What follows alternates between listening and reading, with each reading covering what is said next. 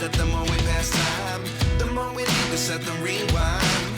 And 19 was the year I had to leave you, but now I'm seeing all the signs. Is this really happening? I can't believe it's true. I'm just 시청자 여러분 안녕하십니까? 뉴스9 윤정호입니다. 말 그대로 다사다난했던 2025년 마지막 해가 졌습니다. 이제 3시간쯤 뒤면 묵은 한 해를 뒤로하고 새 희망으로 채워갈 붉은 말의 해가 시작됩니다. 격변의 시간을 보낸 올해 여러 가지 일들도 많았고 부족한 점도 있었지만 아쉬움은 뒤로하고 새로운 마음 가지시길 바랍니다. 그래서인지 전국의 해넘이 명소엔 많은 시민들이 찾아 새해를 다짐했습니다. 강석 기자가 현장을 다녀왔습니다. 서해 앞바다가 붉게 물들더니 2025년 마지막 태양이 수평선으로 천천히 떨어집니다. 시민들은 저무는 해를 보며 고단했던 한 해를 되돌아봅니다. 제가 12월에 전역을 해가지고 몸 다치지 않고 건강히 전역할 수 있음에 감사함을 느껴가지고 서해 바다를 마주보는 인천 정서진에는 이른 오후부터 시민들로 북적였습니다.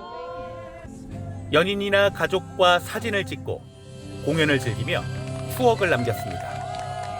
너무 바쁘게 보내서 아이랑 시간을 많이 못 보내가지고 좀 미안한데 내년엔 더 가족들 다 건강하고 즐겁게 보냈으면 좋겠습니다.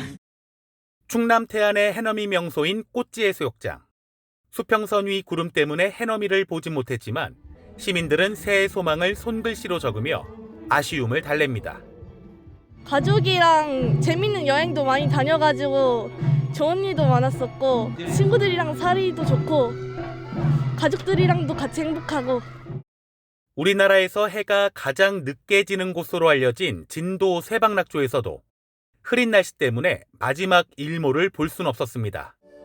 하지만 시민들은 올 한 해를 차분하게 정리하고 2025년에는 제가 경력 단절을 끝내고 새로운 일을 하게 되었는데요. 그래서 그 바쁜 한 해를 보냈습니다. 새해도 열심히 뛰겠다는 각오를 다졌습니다. 2026년도 화이팅! TV조선 강석입니다. 서울 도심 곳곳에서도 새해맞이 행사가 다채롭게 펼쳐집니다. 보신각에선 제야의 종 타종 행사가, 광화문에선 거대한 전광판들을 활용한 화려한 카운트다운 행사가 진행됩니다. 미국 뉴욕의 타임스스퀘어를 방불케 할 걸로 보이는데요. 일단 보신각에 나가 있는 취재기자 연결합니다. 신정원 기자, 상당히 추울 텐데 시민들이 많이 모여 있습니까? 네, 새해까지 아직 3시간 정도 남아있지만 벌써부터 많은 시민들이 보신각 주변으로 모여들고 있습니다. 경찰은 10만 명 이상이 몰릴 걸로 보고 저녁 6시부터 일대 도로의 차량 통행을 통제했습니다. 이번 2025년 다들 잘 지내신 것 같고 2026년도 함께 같이 힘내서 보내봅시다. 화이팅! 잠시 후 11시부터 판소리와 댄스, 합창 등 사전 공연이 시작되고 자정이 되면 제야의 종소리가 33번 울려 퍼지는데요. 오세훈 서울시장과 서울시 홍보대사인 가수 션 등 16명이 타종을 합니다. 네, 광화문 카운트다운 행사도 좀 알려주시죠. 네, 광화문에서는 뉴욕 타임스퀘어 못지않은 화려한 신년 카운트다운 행사가 열립니다. 2026년 1월 1일 0시를 10초 남기고 광화문에는 미디어 아트를 활용한 거대한 숫자들이 쏘아집니다. 광화문 광장 곳곳에 설치되어 있는 대형 스크린 8곳에서도 카운트다운이 동시에 진행됩니다. 새해가 밝은 직후엔 신년 메시지와 함께 병오년을 상징하는 붉은 말 이미지가 광화문 일대를 장식합니다. 미디어월이 생기면서 다양한 화면들을 볼 수 있어서 좀 좋았던 것 같고 새해에도 이런 것들이 좀 보이면서 새해 좀 더 좀 직접적으로 다가오는 것 같습니다. 서울시는 지하철을 새벽 2시까지 연장 운행합니다. 서울 보신각에서 TV조선 신정원입니다. 밤새워 바다로 달려가시는 분들도 많으실 겁니다. 새해 해돋이를 제대로 보겠다는 의지일 텐데요. 날은 아주 맑습니다. 다만 한파가 밀어닥쳐 상당히 춥습니다. 내일은 아침 기온이 영하 16도까지 떨어진다니 단단히 대비하셔야겠습니다. 차종승 기자입니다. 오늘 오후 촬영된 천리안 위성 영상입니다. 북쪽에 고기압이 넓게 자리하면서 전국에 구름 없는 맑은 날씨가 유지되고 있습니다. 이 고기압이 북쪽의 찬 공기를 우리나라로 끌어내려 맹추위를 불러오고 있습니다. 내일 아침 서울 영하 11도, 파주 영하 15도, 철원이 영하 16도로 오늘보다 3에서 4도가량 더 내려가겠습니다. 바람까지 강하게 불어 체감 온도는 더 낮겠습니다. 오늘 밤 9시를 기점으로 한파특보는 전국으로 확대됐습니다. 당분간 아침 기온이 영하 12도 안팎으로 떨어지는 곳이 많겠고 낮에도 영하권을 보이겠습니다. 새해 첫날 해돋이는 내륙 대부분 지역에서 관측할 수 있겠습니다. 내일 아침 7시 31분 울산 대왕암 공원을 시작으로 부산 다대포 7시 32분, 경북 영덕 7시 34분, 설악 해맞이 공원에선 7시 42분에 새해 첫 해가 떠오르겠습니다. 다만 구름대의 영향을 받는 전라 서해안과 제주도 등에선 해가 일부 가리는 곳도 있겠습니다. 서해안과 제주도, 울릉도와 독도에는 모레까지 대설특보 수준의 많은 눈이 내릴 걸로 보입니다.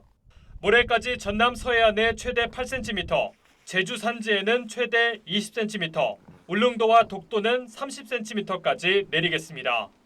이번 추위는 모레 절정에 달한 뒤 토요일 평년 기온을 회복했다가 다음 주 다시 평년보다 5도가량 낮은 기온을 보이겠습니다. TV조선 차정승입니다. 새해부터는 자녀가 많을수록 세금 감면 같은 각종 혜택도 많아집니다. 보육 부담을 줄여주기 위한 차원인데 새해에 달라지는 제도가 뭐가 있는지 이유경 기자가 알려드립니다. 치솟는 물가 탓에 교통비 지출은 직장인들에게 적지 않은 부담입니다. 출퇴근을 하다 보니까 또 이제 출퇴근 외에도 또 쓰다 보면 금액이 부담이 되거든요. 교통비에서 세이브가 되면 아무래도 다른 데 좀 뭐 식비나 그런 데서 조금 더 여유 있게 쓸 수 있을 것 같고. 새해부터는 이 부담이 줄어듭니다. 내일부터 모두의 카드가 도입되면서 일반인은 매달 6만 2천 원, 청년은 5만 5천 원까지만 내면 초과 금액은 정부가 전액 환급해 줍니다. 아이를 키우는 부모들을 위한 혜택도 내년부터 늘어납니다. 무상교육이 5살에서 4살까지로 확대되는데 이렇게 되면 어린이집 비용을 매달 7만 원 정도 줄일 수 있게 됩니다. 자녀 수와 상관없이 매달 20만 원씩이었던 보육수당 비과세 한도는 자녀 한 명당 20만 원으로 늘어나고요. 신용카드 소득공제 기본 한도도 300만 원에서 자녀 한 명당 50만 원씩 늘면서 자녀가 둘 이상이면 최대 400만 원까지 공제받을 수 있습니다. 또 초등학교 1, 2학년 자녀를 뒀다면 태권도 등 예체능 학원비를 세액 공제 받게 됩니다. 직장인들의 점심값 부담, 이른바 런치플레이션 잡기에도 나섭니다. 산업단지에 입주해 있는 중소기업 근로자는 1,000원의 아침밥이 제공되고 점심값도 매달 4만 원 한도 내에서 20%를 지원받을 수 있게 됩니다. 청년들의 목돈 마련 기회도 생깁니다. 내년 6월 만기 3년의 청년미래 적금이 출시되는데 매달 50만 원씩 부으면 2천만 원이 넘는 목돈을 쥘 수 있습니다. 새해에는 이렇게 내 지갑을 지켜주는 알짜 제도들이 생기는 만큼 꼼꼼히 챙기셔야겠습니다. TV조선 이유경입니다. 정치권 단독 보도로 이어갑니다. 3년여 전 지방선거 공천 당시 1억 원 수수 의혹이 제기된 민주당 강선우 의원이 내년 지방선거에서 서울시당 차원의 비례대표 추천 업무를 맡기로 한 걸로 파악됐습니다. 공천 헌금 의혹 이전에 결정된 일이라지만 앞서 보좌진 갑질 의혹 등이 제기됐던 강 의원에게 선거 중책을 맡기는 게 적절했냐는 지적이 나올 수밖에 없습니다. 한송원 기자가 단독 취재했습니다. 민주당 서울시당은 지난 17일 상무위원회를 열고 내년 지방선거 비례대표 후보 추천관리위원회 구성 안건을 의결했습니다. 준강제추행 혐의로 경찰 수사 중이지만 시당위원장직을 유지하고 있는 장경태 의원이 강선우 의원을 위원장으로 제안한 것으로 파악됐습니다. 회의에 참석한 복수 관계자들은 여성가족부 장관 후보자 검증 과정에서 갑질 등 각종 의혹이 제기된 강 의원 이름이 오르자 의외라는 분위기였다고 전했습니다. 추천위 구성 절차가 아직 남아있다는 게 시당 측 설명이지만 서울시당 소속 다른 의원들은 상무위 의결로 이미 확정된 것이라는 반응을 보였습니다. 강 의원이 내년 지방선거 비례대표 공천에 중책을 맡게 된 상황에서 지난 지방선거 공천관리위원 시절 공천 헌금 수수 의혹이 터져나온 겁니다. 제가 도와드려서도 안 되지만 정말 일 커집니다. 저랑 의원님이 공관위원이에요. 안 받는 거. 하지만 서울시당은 당 의원을 비례대표 추천관리위원장으로 하는 구성 안건을 아직 철회하지 않았습니다. 이 같은 안건은 아직 중앙당에 보고되지 않은 것으로 전해졌는데 지도부 관계자는 서울시당이 현재 구성 안건을 유지할 수 있겠느냐고 했습니다. TV조선 한송원입니다. 2022년 지방선거 때 공천 대가로 1억 원을 받았다는 의혹을 받는 민주당 강선우 의원에 대해 경찰이 본격적으로 수사에 나섰습니다. 특혜, 갑질 의혹으로 민주당 원내대표에서 물러난 김병기 의원 관련 사건 10건도 서울경찰청이 한꺼번에 수사하기로 했는데요. 집권당에 대한 수사가 얼마나 철저하게 이루어지느냐에 따라 경찰의 수사 실력을 입증할 수 있는 계기가 될 걸로 보입니다. 허유아 기자가 보도합니다. 경찰이 정치자금법 위반과 뇌물수수 혐의로 고발된 민주당 강선우 의원 수사를 서울경찰청 공공범죄수사대에 배당했습니다. 강 의원은 지난 2022년 지방선거 민주당 서울시당 공천관리위원이던 당시 보좌관이 서울시의원 출마 예정자에게 1억 원을 받은 혐의를 받고 있습니다. 이 문제를 놓고 강 의원이 당시 공관위 간사였던 김병기 의원과 나눈 대화 녹취도 공개됐습니다. 저도 잘해주세요. 하여튼 돈부터 돌려드리세요. 강 의원은 지난 7월 여성가족부 장관 후보자 인사청문회 때 불거진 보좌진 갑질 의혹 등에 대해서도 반년째 경찰 수사를 받고 있습니다. 부당한 업무 지시로 보여줄 수 있다는 것은 제가 차마 생각을 못했었습니다. 경찰은 각종 의혹으로 민주당 원내대표에서 물러난 김병기 의원에 대한 총 11건의 고소고발장을 접수했습니다. 이 가운데 차남의 대인 및 취업 청탁 의혹을 제외한 공천 헌금 의혹과 대한항공 특혜 의혹 등 10건은 서울경찰청 공공수사대가 한꺼번에 수사하기로 했습니다. TV조선 허유아입니다. 이해운 기획예산처 장관 지명자의 과거 보좌진 갑질 의혹이 새롭게 제기됐습니다. 국회의원 시절 인턴 직원을 상대로 소리 지르고 폭언하는 녹취를 TV조선에 입수했는데 해당 인턴은 이 일을 겪은 지 보름 만에 그만두었다고 합니다. 고유동 기자의 단독 보도입니다. 2017년 바른정당 소속 국회의원이던 이해운 지명자가 인턴 직원 A씨를 질책합니다. 도대체 몇 번을 더 해야 알아듣니? 너 대한민국 말 못 알아들어? 통화가 이어질수록 A씨를 향한 발언 수위는 더 높아집니다. 네 머리에는 그게 이해가 되니? 너 뭐 IQ 한 자리야? 자신의 이름이 언급된 언론 기사를 보고하지 않았다는 게 이유입니다. A씨의 해명은 갑자기 소리를 지릅니다. 그냥 이름만 들어간 거는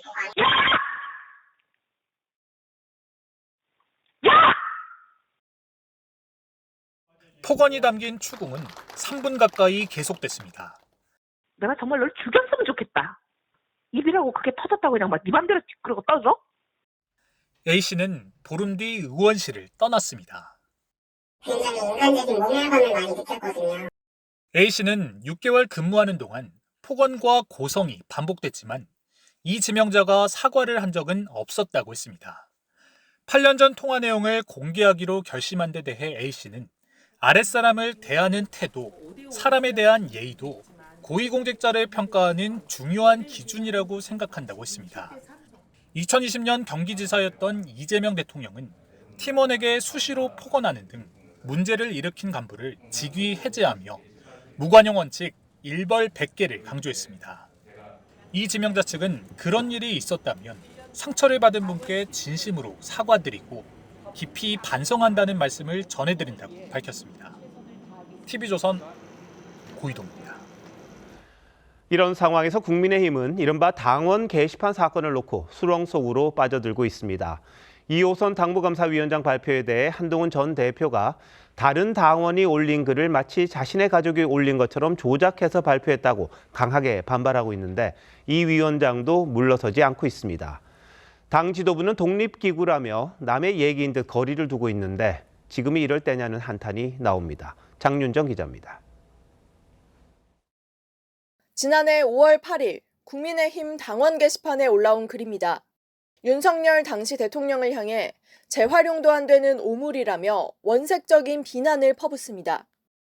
국민의힘 2호선 당무감사위원장은 이 글을 한동훈 전 대표의 장인인 진모 씨가 썼다고 발표했는데 실제 작성자는 진 씨가 아니라 한 씨로 돼 있습니다.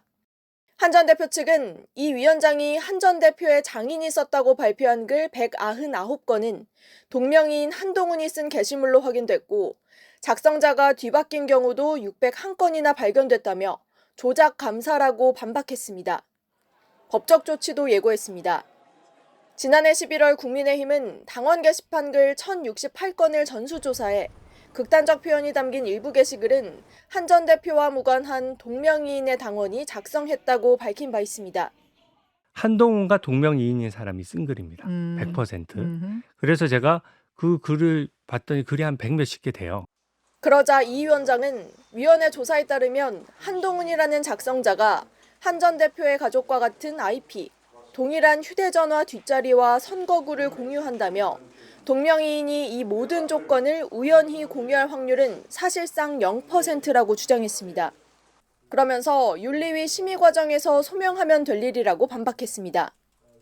올해 마지막 날까지 당원 게시판 논란으로 얼룩진 상황에서 당 지도부는 당무감사위는 독립기구라며 따로 언급할 것이 없다고 했습니다. TV조선 장윤정입니다.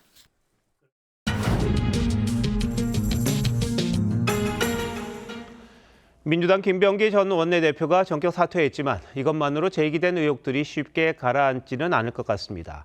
특히 당 안팎에선 여당이 되고 난 다음에 소속 의원들의 각종 논란과 의혹이 꼬리에 꼬리를 물고 있는데 당 지도부가 단호하게 대응했느냐, 이런 자성의 목소리도 적지 않습니다. 집권 7개월 만에 당내 기강이 왜 이렇게 된 건지 정치부 최우정 기자와 함께 뉴스더에서 더 자세히 짚어보겠습니다. 최 기자, 어제 전해드린 대로 김 전 원내대표 사퇴, 1억 원 수수 녹취가 가장 결정적이었잖아요. 오늘 당 분위기 상당히 뒤숭숭했습니까? 네, 개파를 불문하고 공천 헌금 문제가 불거진 것 자체를 심각하게 보고 있습니다. 박수현 수석 대변인은 너무 충격적이어서 의원들 모두가 이른바 멘붕, 그러니까 정신적 붕괴에 빠져 있다고 했고요. 친명 핵심인 김영진 의원도 구태 악습들이 부활한 것 같아 불쾌하다고 비판했습니다. 의혹 당사자인 강선 의원과 김경 시의원이 나란히 공천 대가성을 부인한 데 대해서도 김 의원은 공천 대가로 인식했든 안 했든 돈을 수수했다면 문제라고 지적했습니다. 일각에선 여성가족부 장관 후보자 당시 갑질 논란이 불거졌을 때 정청래 대표가 감싼 게 부메랑이 됐다는 반응도 나왔습니다. 근데 결국 이런 반응들은 내년 지방선거에 악영향을 미칠 거다, 이런 우려 때문인 거죠? 맞습니다. 앞서 국민의힘에서 김건희 여사와 명태균 씨의 공천 개입 의혹이 불거졌을 때 민주당은 매관매직이라며 강하게 비판했었습니다. 공천관리 간사였던 김병기 전 원내대표와 위원인 강선우 의원이 금품 수수 정황을 알고도 제공자를 단수 공천했던 점에서 그 화살이 자신들을 향하게 된 겁니다. 수사 상황에 따라 내년 지방선거 국면에서 선거판 자체를 흔들 악재가 될 수 있다, 이런 우려도 나옵니다. 네, 경찰이 얼마나 정확하게 수사할지 한번 지켜봐야 할 거고요. 예. 근데 좀 전에 보셨습니다만 이 공천 수수 의혹을 받는 강선우 의원, 서울시당 차원이긴 합니다만 지방선거와 관련해서 중책을 맡았잖아요. 이건 무슨 이야기입니까? 현재까지는 그런 것으로 파악이 됐는데 아직 추천위원회 구성까지는 절차가 남아있다. 이게 서울시당의 설명입니다. 공천 헌금이 논란이 된 상황에서 강 의원을 비례대표 공천 작업에 참여시키려는 입장을 끝까지 고수하기는 아무래도 어려워 보입니다. 앞서 보좌진 갑질 외에도 교수 시절 부실 강의 등 여러 의혹까지 고려하지 않을 수 없게 된 상황인 겁니다. 여기서 눈여겨볼 대목 중 하나는 강 의원을 추천한 당사자가 성추행 의혹 피고소인인 장경태 의원이라는 건데 여전히 서울시당 위원장과 함께 법사위원직을 유지하고 있습니다. 앞서 정 대표는 강 의원과 마찬가지로 장 의원에 대해서도 신속하게 윤리감찰단 조사를 지시했지만 윤리감찰단은 한 달째 아무런 조치를 내놓지 않고 있습니다. 이번에 강 의원과 김 시의원에 대한 윤리감찰단 조사를 어제 지시했는데 장 의원 사례처럼 빠른 결론을 낼지를 두고도 부정적 시각이 있습니다. 근데 일이 터지면 감찰 지시는 빨리 해요. 근데 예. 결과가 아직 안 나온다는 게 좀 이상한 일이죠.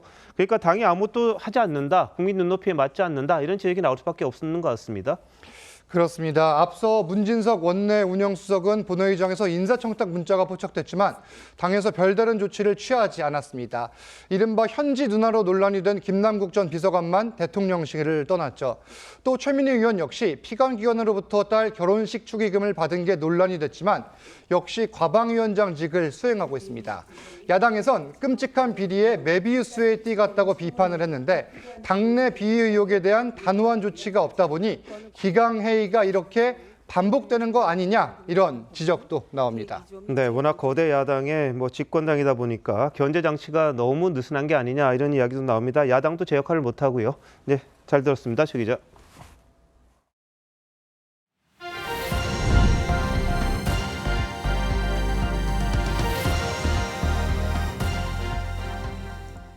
국회에서 이틀째 쿠팡 청문회가 열렸습니다. 고성 말고는 남은 게 없었습니다. 오늘도 로저스 대표의 증언 태도가 논란이 됐고 국정원의 지시에 따라 자체 조사를 했다는 쿠팡의 주장을 놓고도 공방이 벌어졌습니다. 결국 여당은 국정조사를 추진하기로 했습니다. 먼저 윤우리 기자입니다. 해롤드 로저스 쿠팡 대표가 손을 들고 발언권을 요청합니다. 사과만 하실 건가요? I have a deep respect for the National Assembly and for this committee. I would like to make one formal complaint. 네, 중단하시고요. 이틀째 열린 쿠팡 청문회도 위원들과 로저스 대표의 기싸움이 이어졌습니다. Allowed to answer the questions. I'm still not being allowed to answer. 지난 25일 쿠팡이 발표한 자체 조사가 국가정보원의 지시에 따른 것인지를 놓고도 진실 공방이 벌어졌습니다. 국정원이 쿠팡에게 용의자를 접촉하라라고 지시했냐고요. 12월 초에 저희에게 이제 문자를 보내보는 게 좋을 것 같다고 요청을 했습니다. 국정원에서는 항상 말을 애매하게 말씀을 주시기 때문에 왜 그런 말을 하냐고요. 정부는 또 다른 법 위반이 있었다며 정부에 전적으로 협력하고 있다는 쿠팡의 주장을 반박했습니다. 쿠팡의 자료 보존 명령을 11월 19일에 했습니다. 접속 로그가 삭제되도록 방치하여 5개월의 분량의 홈페이지 접속 기록이 삭제됐음을 확인했습니다. 야당이 불참한 가운데 이틀 동안 진행된 청문회는 김범석 의장이 불출석하며 또다시 맹탕이 됐다는 지적이 나옵니다. 더불어민주당은 증인이 소환에 불응할 경우 고발이 가능한 국정조사 요구서를 국회에 제출했습니다. TV조선 윤우리입니다. 오늘 청문회에선 개인정보 유출범이 보낸 걸로 추정되는 협박 메일도 공개됐습니다. 주문 데이터 5억 6천만 건을 가지고 있다는 내용이었는데 이 중에는 성인용품 주문 내역까지 있었습니다. 박상현 기자입니다. 정보 유출자가 쿠팡에 보낸 것으로 알려진 협박 메일입니다. 쿠팡 고객의 정보가 유출될 위험에 처했다는 제목과 함께 배송 주소 1억 2천만 건, 주문 데이터 5억 6천만 건을 확보했다고 주장했습니다. 증거로 첨부한 파일에는 여러 지역에서 구매자들이 성인용품을 주문한 내역도 담겨 있습니다. 건강이나 성생활 이런 부분과 관련된 주문 정보는 지극히 타인에게 노출되면 안 되는 민감하고도 중대한 민감한 정보는 유출되지 않았다던 쿠팡의 주장과 배치됩니다. Data that was leaked in this incident is not considered highly sensitive, and so there's no requirement for us to file with the SEC for the incident. 이 같은 지적에 해럴드 대표는 뒤늦게 민감한 정보라고 인정하면서도 정보가 외부로 유출되지는 않았다는 입장을 고수했습니다. He retained only a small portion, but then he also deleted it and never shared it with a third party. 정부는 쿠팡이 고의로 사건을 축소하려 한다며 비난했습니다. 3천여 개의 유출만 있었다는 발표가 있었고 청문회 전에 보상 방안이 발표가 되었습니다. 굉장히 좀 저는 의도적이라고 생각이 듭니다. 정부는 협박범의 주장대로 5억 건이 넘는 정보가 유출됐을 가능성까지 염두에 두고 사건을 조사 중입니다. TV조선 박상현입니다. 쿠팡 블랙리스트 의혹은 쿠팡이 채용해서 배제할 인물 명단을 만들었다는 의혹입니다. 상설특검이 블랙리스트 문건의 존재를 폭로한 공익 제보자를 소환했습니다. 쿠팡 자회사에서 인사 업무를 담당했던 이 제보자는 쿠팡의 가장 큰 문제는 정부와 국회를 무시하는 거라고 직격했습니다. 조유진 기자입니다. 쿠팡 블랙리스트 의혹을 공익 제보했던 김준호 씨가 상설특검에 출석합니다. 우리나라 정부 기관과 국회를 무시하는 행동인 거죠. 결국에는 그 대관들이 그 업무를 다 담당하고 있는데. 김 씨는 지난해 2월 쿠팡 CFS가 근로자 16,450명의 실명과 연락처, 취업배제 사유 등을 작성 보관했다고 폭로했습니다. 상설특검은 인사 업무를 맡았던 김 씨를 상대로 일용직 퇴직금 미지급 의혹을 조사했습니다.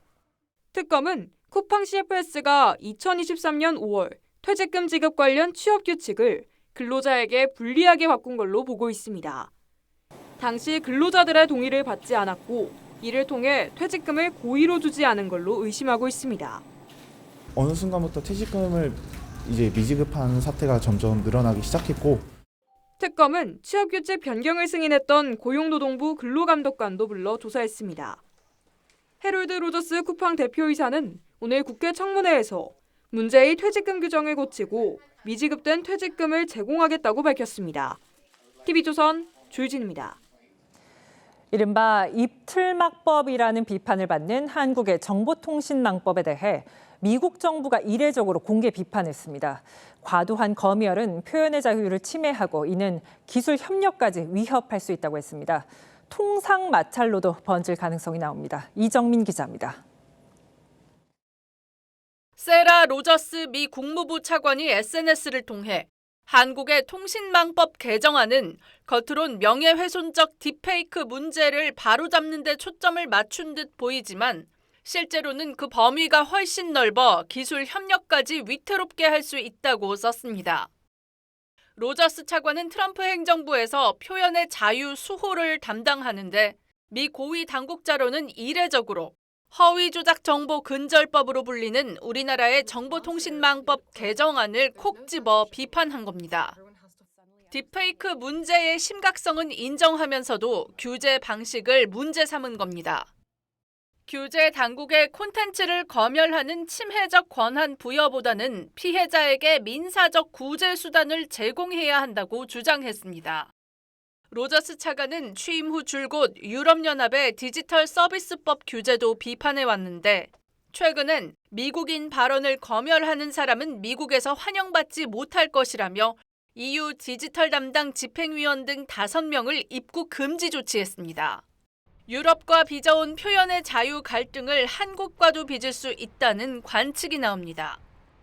더불어민주당 주도로 국회를 통과해 국무회의에서 의결된 통신망법 개정안은 허위 조작 정보의 기준이 모호하고 과도한 소송 제기로 언론의 비판 기능이 위축될 수 있다는 우려가 제기됐습니다. TV조선 이정민입니다. 밤사이 서울의 주택 2곳에서 불이 나 2명이 숨졌습니다. 건조하고 난방기기 사용이 급증하는 겨울에는 화재 예방에 특히 유의해야 합니다. 이나라 기자의 보도입니다. 아파트 창문에서 뿌연 연기가 쉴 새 없이 뿜어져 나오고 시뻘건 불길도 번쩍입니다. 어제 저녁 8시쯤 서울 강서구의 한 아파트 13층에서 불이 나 집 안에 있던 50대 남성이 숨졌습니다. 창가거나 이상하게. 그래서 베란다 이렇게 보니까 밑에서 연기가 막 올라오고 있어. 경찰과 소방당국은 다음 달 2일 화재 원인 파악을 위해 합동 감식을 할 예정입니다. 검게 그을린 집안 곳곳을 소방대원들이 둘러봅니다. 집 내부는 연기와 검은 잿더미가 뒤덮었습니다. 화재로 현관문은 이렇게 형체도 남지 않았고 출입 통제선이 쳐져 있습니다. 오늘 새벽 2시쯤 서울 구로구의 2층짜리 단독주택에서 불이 났습니다. 소방이 그치고 남편은 계속 소화기로 불 옷벗기 이쪽으로 몇 개 끄고 있었고. 이 불로 70대 남성이 숨지고 또 다른 70대 남성이 화상을 입었습니다. 소방당국은 부엌에서 불이 시작된 것으로 보고 정확한 원인을 조사 중입니다. 겨울철은 아무래도 전기 소비량이 많고 전열기구 사용량이 많아져서 화재 위험도 그만큼 높아집니다. 콘센트를 한 군데에 쓰게 되면 용량이 집중되어서 화재가 일어날 수 있게 되고요. 소방당국은 겨울철 난방기 사용에 유의할 것을 당부했습니다. TV조선 이나라입니다. 중고 명품 가게에서 고가의 시계와 의류 1억 원 상당을 훔친 남성이 붙잡혔습니다. 가게 인근을 사전 답사하고 가짜 차량 번호판까지 만들면서 치밀하게 범행을 준비했습니다. 하동원 기자입니다. 골목길로 들어온 흰색 승합차에서 한 남성이 내립니다. 자연스레 가게로 들어가더니 유리문 가림막을 내리기 시작합니다. 잠시 후 차에 타는 남성의 손엔 짐꾸러미가 한가득 들려 있습니다. 중고 명품 가게에서 고급 외제 시계와 지갑 의류 등 170여 점을 훔쳐 나오는 겁니다. 현금 120만 원을 포함해 피해액은 시가로 1억 원이 넘습니다. 비싼 거 다 싹쓸어갔습니다. 금고에 있는 돈들하고 그리고 나머지 이제 시계나 이런 이제 귀중품들까지 다 쓸어갔습니다. 남성은 중고거래 사이트를 통해 훔친 물건을 팔려다 경찰의 덜미를 잡혔습니다. 경찰 조사 결과 30대 남성은 범행 전 수차례에 걸쳐 사전 답사를 했습니다. 최근 중고 명품 거래가 주로 온라인을 통해 이루어지다 보니 오프라인 매장이 외진 곳에 있다는 점을 노렸습니다. 범행 당시 남성은 자신의 모습이 찍히지 않도록 가게에 설치된 CCTV까지 돌려놓았습니다. 또 경찰의 추적을 피하기 위해 가짜 번호판까지 만들어 렌터카에 바꿔다는 치밀함도 보였습니다. 처음에 차량 조회를 하니까 다른 차가 범행에 사용된 차와 다른 차가 나오길래 수사 자체가 어려우니까 그 동선을 계속 추적해가지고. 경찰은 남성을 구속했습니다. TV조선 하동훈입니다. 정부 여당이 서해 공무원 피격 사건에 대해 검찰의 항소 포기 압박을 하고 있습니다. 실제로 검찰 수사팀이 항소 의견을 냈는데 윗선에서 재검토를 요구하면서 아직 결론이 나지 않은 걸로 전해졌습니다. 대장동 항소 포기 사태가 재현될 수 있다는 우려가 나옵니다. 송무빈 기자의 단독 보도입니다. 이재명 대통령과 김민석 국무총리는 서해 공무원 피격 은폐 의혹에 대해 1심 무죄가 나오자 조작 기소라고 했습니다. 이상한 논리로 기소하고 결국은 이제 무죄 판결이 났는데 이게 이런 식으로 없는 사건 만들고 있는 증거 숨기고 사건을 수사했던 검찰은 항소를 포기하는 것이 당연하지 않은가. 항소 기한이 이틀 앞으로 다가왔지만 검찰은 아직 항소 여부를 검토 중입니다. 검찰 관계자는 지난 월요일부터 수사팀이 항소하자는 의견을 보고하고 부장 차장 검사 모두 동의했는데 박철호 서울중앙지검장이 더 분석해보라고 한 걸로 안다고 했습니다. 법조계에서는 제2의 대장동 항소 포기 사태를 우려합니다. 한 부장판사는 이번에도 항소 포기를 한다면 사법체계의 근간인 3심제를 흔드는 거라고 했습니다. 고 이대준 씨의 유족은 반드시 항소해달라고 호소했습니다. 여기에서 끝내면 동생의 억울한 죽음은 바뀔 수가 없지 않습니까? 제2의 살인, 제2의 인격 말살이라 생각합니다. TV조선은 추가 검토 지시 관련 입장을 듣기 위해 박중앙지검장에게 연락했지만 닿지 않았습니다. TV조선 송무빈입니다. 새해를 맞아 다이어트를 결심하는 분들이 많습니다. 그래서 이맘때쯤 헬스장이 연말 특수를 누리는 업종 가운데 하나였는데 올해 분위기는 다릅니다. 이유가 있었습니다. 임희원 기자가 취재했습니다. 서울 송파구의 한 헬스장. 회원 몇몇만 운동하고 있고 곳곳에 비어있는 운동기구들이 보입니다. 헬스장들은 새해를 맞아 체중 감량 다짐을 한 회원들을 모집하기 위해 프로모션 등을 준비 중입니다. 하지만 올해는 분위기가 예전과 사뭇 다릅니다. 혁신적인 비만 치료제가 국내에 본격 도입되면서 기존 회원이 그만두는 데다 신규 회원 모집도 쉽지 않습니다. 효과가 빠르기도 하고 간단하기도 하고 쉬운 거를 좀 찾으시는 것 같아서 안타깝긴 하지만 이해는 합니다. 실제 헬스장 업주들이 모인 인터넷 카페엔 최근 6개월 사이 폐업 정리 글이 50개 넘게 올라왔습니다. 반면 근처의 한 약국은 비만 치료제 특수를 누리고 있습니다. 의사 처방전이 있어야 하지만 이달 들어 판매량이 전달보다 50% 넘게 늘었습니다.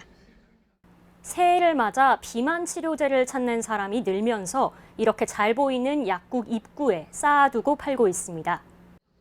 전문가들은 다이어트 효과를 인정하면서도 부작용을 경고합니다. 소화기계 부작용들이 분명히 있고요. 아무것도 하기 싫고 졸린 이런 무기력증 같은 증상들도 약으로만 살을 빼면 근육이 감소하는 만큼 운동을 병행해야 한다는 조언입니다. TV조선 임희원입니다. 2040년에는 의사가 최대 10,000명 부족할 거라는 정부 추계가 나왔습니다. 그래서 원점으로 돌아갔던 의대 증원도 다시 추진될 예정입니다. 그런데 당장 내년 1월에 결정될 의대 증원 규모를 놓고 또 갈등이 불거지고 있습니다. 이상배 기자입니다. 의사인력수급추계위원회가 5개월간 12차례 회의 끝에 의사가 얼마나 부족할지 전망치를 발표했습니다. 추계위는 오는 2035년 최대 4,900여 명, 2040년엔 최대 11,000여 명까지 부족할 것으로 판단했습니다. 윤석열 정부가 예상한 15,000명보다는 줄었는데 AI 도입과 의료 기술 발전이 의사의 생산성을 높일 것이라는 의료계의 주장을 반영한 결과라는 설명입니다. 그럼에도 2040년까지 최소 5,000명 이상 의사를 확보해야 해 2027학년도부터 10년 이상 매년 500명 안팎의 의대생을 더 뽑아야 한다는 결론입니다. 현재 시점에서 관측 가능한 자료와 합의 가능한 가정을 토대로 수행되었습니다. 이번 추계 결과를 바탕으로 보건의료정책심의위는 다음 달 2027학년도 의대 모집 인원을 확정할 예정입니다. 하지만 추계 범위가 너무 넓다는 비판이 여전한 데다 의료계 반발도 거센 상황입니다. 대한의사협회는 오늘 입장문을 발표하고 정확한 조사와 논의 없이 시간에 쫓겨 발표한 결과라고 반발했습니다. 반면 환자단체들은 증원 규모를 최대한 늘려야 한다고 주장하고 있습니다. 때문에 새해 시작부터 증원 규모를 둘러싼 의정 대치 전선이 더욱 첨예해질 것이란 전망이 나옵니다. TV조선 이상배입니다.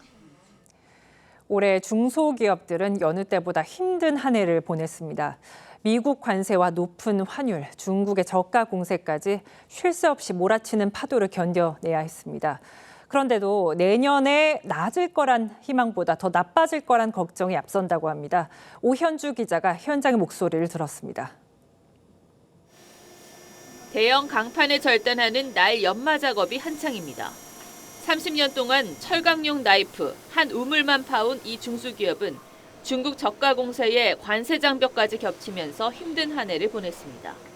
특히 밀어내기식 물량 공세를 하던 중국은 이제 품질까지 따라와 더 걱정입니다. 우리나라에서 100개를 만들면 중국은 1,000개, 10,000개 만드니까 인건비도 싸고 그러다 보니까 우리나라가 경쟁을 할 수가 없는 상황이 될. 끝없이 오르는 환율과 인건비, 전기요금도 중소기업들에게는 감당하기 힘든 부담입니다. 수출과 수입을 모두 하는 중소기업 10곳 가운데 4곳은 환율로 피해를 봤습니다. 단가 자체가 올라가 버리니까 최근에 또 에너지 비용 부분도 이제 많이 올라가서 전기료가 낮 시간대는 단가가 높으니까 감당하기 힘들어서 저녁에 하는 게 여러 악재가 겹치면서 중소기업의 대출 연체율은 1%대로 뛰었습니다. 금융위기 직후인 2010년 이후 가장 높습니다. 지금 공단 같은 데 가보면 일주일에 이틀 동안 이러면 할 일이 없다는 거예요. 들만 해도 살겠냐고요. 내년 전망도 밝지 않습니다. 중소기업 5곳 가운데 4곳은 내년 경영 환경이 올해와 비슷하거나 더 나쁠 것이라고 내다봤습니다. 물류비에 대한 바우처를 좀 늘려준다든지 해외 바이어를 한자리에서 만날 수 있는 해외 전시에 대한 지원을 좀 늘려준다든지 중소기업들도 새로운 시장을 좀 개척할 수 있게끔. 우리 경제의 허리인 중소기업들 앞에 불확실성으로 가득한 새해가 다가오고 있습니다. TV조선 오현주입니다. 귀신 잡는 해병대가 사실상 육해공군급으로 격상됩니다. 대통령이시 보름 만에 50년 넘게 육군이 행사하던 일부 작전 통제권을 다시 가져오게 됐습니다. 우리 군이 준4군 체제로 개편되는 건데 해결해야 할 과제도 적잖다고 합니다. 어떻게 하겠다는 건지 이태영 기자가 알아봤습니다. 이재명 대통령은 지난 18일 국방부 업무보고에서 해병대가 육군의 통제를 받는 구조를 지적했습니다. 상륙작전 등 고유 임무를 수행하는 해병대의 지휘권을 육군이 맡고 있는 건 역량 부족을 인정하는 것과 다름없다는 겁니다. 군 장비나 무기 체계 부족이라면 그걸 빨리 채워줄 생각을 해야지. 그 이후로 작전 지휘권을 안 넘겨주고 계속 유보하겠다는 건 좀 아닌 것 같은데. 대통령 지시 보름 만에 국방부가 구체적인 계획을 내놨습니다. 1973년 이후 육군이 쥐고 있던 해병대 1, 2, 4단의 평시작전 통제권을 52년 만에 돌려주기로 했습니다. 해병 1사단의 작전 통제권은 선제적으로 26년 말까지 원복을 완료할 것이며 해병 2사단은 2028년 내 원복을 목표로 합니다. 다만 수도권 방위의 특수성을 고려해 2사단의 전시작전권은 당분간 육군에 남겨두기로 했습니다. 체급도 커집니다. 3성급 중장인 해병대 사령관 계급은 4성급 대장으로 격상하고 육해공군처럼 해병대 작전사령부 창설도 추진합니다. 하지만 평시와 전시로 지휘권이 나뉘는 이원화 구조 탓에 현장 혼선이 불가피하다는 우려가 나옵니다. 또 병력이 급감하는 상황에서 지휘부만 늘어나는 조직 비대화라는 지적도 있습니다. TV조선 이태형입니다. 새해 초부터 한반도를 둘러싼 동북아 외교전이 일찌감치 시작될 전망입니다. 이재명 대통령이 중국을 국빈 방문하는 데 이어 일본을 잇따라 찾는 일정도 조율 중인데 중일 갈등이 격화하는 상황에서 북한 관련 문제와 중일 경제 협력의 실마리를 풀어보겠다는 구상인 걸로 알려졌습니다. 하지만 우리에게 상당히 곤혹스러울 수 있는 변수들도 많은 게 현실입니다. 최지원 기자가 보도합니다. 중국은 보통 춘제나 3월 양회 이후로 외교 일정을 시작합니다. 우리 대통령이 1월에 중국을 찾는 건 그만큼 드문 일로 이명박 전 대통령에 이어 두 번째입니다. 정부 소식통은 1월 중순 이재명 대통령의 방일 계획이 일본 언론을 통해 알려지자 중국이 시기를 앞당긴 것 같다고 했습니다. 중국 관영 매체는 방중 기간 이 대통령의 상하이 임시정부 방문 계획을 보도했는데 한중이 공통의 항일 역사를 갖고 있다는 점을 부각하려는 의도로 해석됩니다. 일본 산케이 신문은 중국이 한일 관계에 균열을 내려는 외교적 계산이 담겨 있다며 날선 반응을 보였습니다. 이 대통령은 양국의 이 같은 갈등 국면을 실리 외교의 지렛대로 삼겠다는 구상입니다. 특히 미국 트럼프 대통령의 4월 방중을 앞두고 시진핑 주석과 먼저 만나 대북 문제에 물꼬를 트는 방안도 모색할 걸로 알려졌습니다. 다만 중국이 대만 문제에 대한 분명한 입장을 요구할 경우 등거리 외교가 시험대에 오를 수 있습니다. 이런 가운데 이 대통령은 트럼프 대통령에게 받은 황금 열쇠를 직접 개봉하는 언박싱 영상을 공개했습니다. 자, 어디 한번 언박싱을 한번 해볼까요? 제가 아까 문이 안 열리면 이걸로 열면 열린다는데 진짜인가 한번 확인해 봐야 되겠습니다. 이 대통령은 황금 열쇠가 열어줄 더 굳건한 한미 동맹을 기원한다고 했습니다. TV조선 최지원입니다. 푸틴 대통령이 초호화 비밀 궁전을 갖고 있다고 러시아 시민단체가 폭로했습니다. 이들이 공개한 자료를 보면 입이 떡 벌어집니다. 하지만 크렘린궁은 침묵하고 있습니다. 변재영 기자입니다. 크림반도 연안에 자리한 대저택입니다. 헬기 착륙장과 백사장을 조성한 인공 해변이 눈에 띕니다. 거대한 궁전이라 불리는 이곳이 푸틴의 비밀 별장이라고 러시아 시민단체가 밝혔습니다. Тут, внизу. Она как бы отгорожена от внешнего мира гигантскими скалами. Замечательно, по идее. Очень приватно. 현관을 들어서면 230제곱미터 크기의 로비가 나오는데 층고는 8m에 이릅니다. 수술실까지 완비한 의료센터와 영하 110도까지 떨어지는 노화 방지 냉동 치료시설은 평소 건강에 집착하는 푸틴의 취향을 반영한 걸로 보입니다. связанные с заменой органов, они позволяют человечеству надеяться на то, что активная жизнь будет продолжаться не так, как сегодня. 침실엔 금으로 장식된 4,700만 원짜리 욕조가 있고 실내 수영장은 대리석으로 지어졌습니다.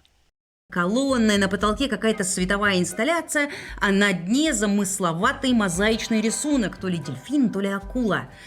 Прямо перед бассейном висит гигантский телеэкран диагональю 4 метра. 친러 성향의 야누코비치 전 우크라이나 대통령이 별장을 지었다가 러시아가 크림반도를 장악하면서 푸틴 측으로 넘어간 뒤 우리 돈 1,700억을 들여 개조한 것으로 알려졌습니다. 이번 폭로에도 크렘린궁은 공식 입장을 내놓지 않고 있습니다. TV조선 변재영입니다. 경제난에 지친 이란 시민들이 사흘째 반정부 시위를 벌이고 있습니다. 대학생까지 합류하며 불붙듯 번지고 있습니다. 하지만 이란 정부는 경제난을 완화할 수 있는 핵 협상이 교착 상태라 뚜렷한 해법을 내놓지 못하고 있습니다. 김자민 기자입니다. 대학생들이 구호를 외치며 거리로 쏟아져 나옵니다. 시위 참가자 한 명은 도로에 앉아 오토바이를 탄 경찰과 대치합니다. 이란에서 심각한 경제난에 항의하는 반정부 시위가 사흘째 이어졌습니다. 상인들 중심으로 시작된 시위는 대학교 8곳으로 번져 테헤란대 인근에선 학생들과 보안군 사이에 충돌도 발생했습니다.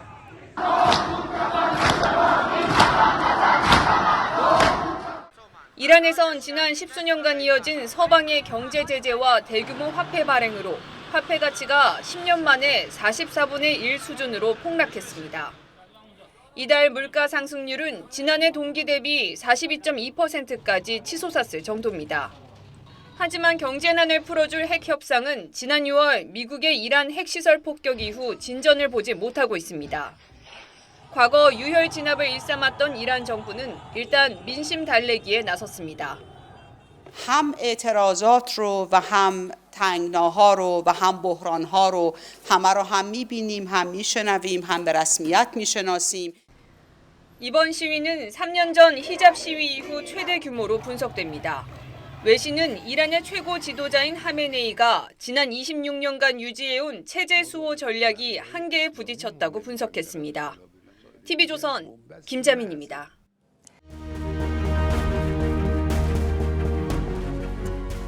부자라고 다 스크루지 할아버지처럼 인색한 건 아닙니다. 워런 버핏이나 빌 게이츠는 돈 많은 사람으로만 기억되진 않습니다. 오히려 어떻게 나눴는가로 이름이 남습니다. You're giving, I mean, does it feel? It's exactly what I'm. 워런 버핏은 당신이 인류 상위 1%라면 나머지 99%에게 빚을 졌다고 말합니다. 버핏은 자식에게 필요한 만큼만 남기고 남은 재산은 사회로 돌려보냈습니다. 희망 없는 사람들에게 빛을 비춘 겁니다. 더 고귀한, 드러나지 않은 나눔도 있습니다. But when you give to the needy, do not let your left hand know what your right hand is doing, so that your giving may be in secret. 불교에서도 주는 사람, 받는 사람, 주는 물건에 집착하지 않는 석가모니의 삼륜청정보시가 있습니다. 우리 사회도 따뜻합니다. 올해 대한적십자사에 모인 기부금이 1914억 원, 특히 이름 없는 기부금이 367억 원으로 5분의 1에 가깝습니다. 지난해에 2.8배고 최근 5년 이래 가장 비중이 높습니다. 경남 거창에서는 익명의 기부천사 7명이 20년째 이웃사랑을 실천해오고 있습니다. 올해도 쌀 20kg들이 60호, 라면 100상자, 상품권 200만 원 등 900만 원 상당을 기부했습니다. 이들은 오히려 도울 수 있어 감사하다고 합니다. 경남 창원에서는 성금과 함께 국화 한 송이를 놓고 사라지는 익명의 기부자가 있습니다. 올해도 5,300만 원을 기탁했는데 8년간 기부액이 7억 4,600만 원이나 됩니다. 올해로 26년째인 전주 얼굴 없는 천사는 어제 노송동 주민센터 인근 화단에 현금과 저금통이 든 상자를 놓고 사라졌습니다. 제주에도 27년째 이름을 감춘 채 나눔을 이어온 노고록 아저씨가 있습니다. 노고록, 넉넉하다는 뜻이랍니다. 제주 방언으로 글을 남겼는데 무슨 뜻일까요? 힘든 날도 잔잔한 날도 겪으며 살다 보니 한 해가 졌습니다. 새해에는 더 편안하게 보내시길 바랍니다.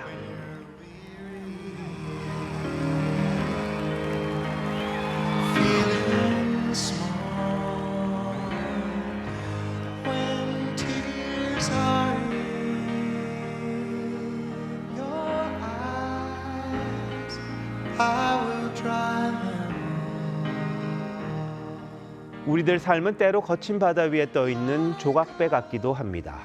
언제 뒤집힐지 모르는 불안 속에 살아가지만 누군가가 말없이 다리가 돼줍니다. 눈물을 닦아주고 건널 수 있게 손을 내밉니다. 그래서 우리는 내일의 희망을 품고 오늘을 살아갈 수 있는 겁니다. 올 한 해 고생 많으셨습니다. 지난 한 해 돌아보며 조금 더 노고록한 새해 맞으셨으면 합니다. 2025년 마지막 날 윤종호의 앵커 칼럼, 그래도 푸근한이었습니다.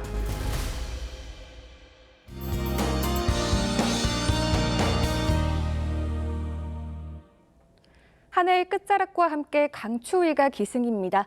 내일 아침 서울이 영하 11도, 낮 기온은 영하 4도가 예상되고요. 강한 바람까지 불면서 체감 온도는 더 낮겠습니다. 해돋이 보러 가신다면 두꺼운 외투와 귀마개와 목도리 등 보온용품 단단히 준비하셔야겠습니다. 한파특보도 확대 강화됐습니다. 내일과 모레 추위가 절정에 달하겠습니다. 서해안과 제주도는 날이 흐려서 해돋이를 보기 어려운 곳도 있는데요. 호남 서해안에는 10cm 이상, 제주 산지에 30cm 이상의 눈이 예상됩니다. 반면 동해안 지역은 대기의 건조함이 극심한 만큼 불씨 관리 철저히 해주셔야겠습니다. 내일 아침 기온 서울 영하 11도, 대전 영하 12도까지 떨어지고요. 한낮 기온 서울 영하 4도, 광주 영하 1도로 종일 매서운 추위가 이어지겠습니다. 한파는 일요일부터 물러날 전망입니다. 날씨였습니다. 올 한 해 힘겨웠던 분들 많으실 텐데 위로와 응원 전해드립니다. 주변에도 그리고 무엇보다 스스로에게 수고했다는 말 하시면 어떨까요? 2025년 마지막 날 뉴스9은 여기까지입니다. 새해에는 더 따뜻한 날들이 함께하길 바랍니다. 새해 복 많이 받으십시오.